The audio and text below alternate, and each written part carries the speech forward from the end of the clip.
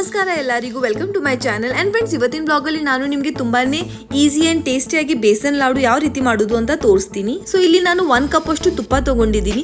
ತುಪ್ಪ ಚೆನ್ನಾಗಿ ಬಿಸಿ ಆದಮೇಲೆ ಈಗ ನಾನು ಬೇಸನ್ ಹಿಟ್ಟು ಹಾಕ್ತಾ ಇದ್ದೀನಿ. ಸೊ ಇಲ್ಲಿ ನಾನು 2 ಕಪ್ ಅಷ್ಟು ತೊಗೊಂಡಿದ್ದೀನಿ. ಈಗ ಇದನ್ನು ನೀವು 20 to 25 minutes on low to medium flame ಚೆನ್ನಾಗಿ ರೋಸ್ಟ್ ಮಾಡ್ಕೋಬೇಕು. ಸೊ ಈಗ ನೋಡಿ, ಚೆನ್ನಾಗಿ ರೋಸ್ಟ್ ಆದಮೇಲೆ ಈಗ ನಾನು ಡ್ರೈ ಫ್ರೂಟ್ಸ್ ಹಾಕ್ತಾ ಇದ್ದೀನಿ ಆ್ಯಂಡ್ ಸಕ್ಕರೆ ಹಾಕ್ತಾ ಇದ್ದೀನಿ. ಸೊ ಸಕ್ಕರೆ ಇದು ಪೌಡರ್ಡ್ ಶುಗರ್ ಇದೆ. So sugar and dry fruits ಹಾಕಿ ಆದಮೇಲೆ ಮತ್ತೆ ನಾನು 10 ನಿಮಿಷ ಇದನ್ನು ಲೋ ಟು ಮೀಡಿಯಂ ಫ್ಲೇಮ್ ಚೆನ್ನಾಗಿ ರೋಸ್ಟ್ ಮಾಡ್ಕೊಂಡಿದ್ದೀನಿ. ಆ್ಯಂಡ್ ನೀವು ನೋಡ್ಬೋದು ಎಷ್ಟು ಚೆನ್ನಾಗಿ ಟೆಕ್ಸ್ಚರ್ ಬಂದಿದೆ. ಸೊ ಫ್ರೆಂಡ್ಸ್, ಈ ಥರ ಟೆಕ್ಸ್ಚರ್ ಬರಬೇಕು.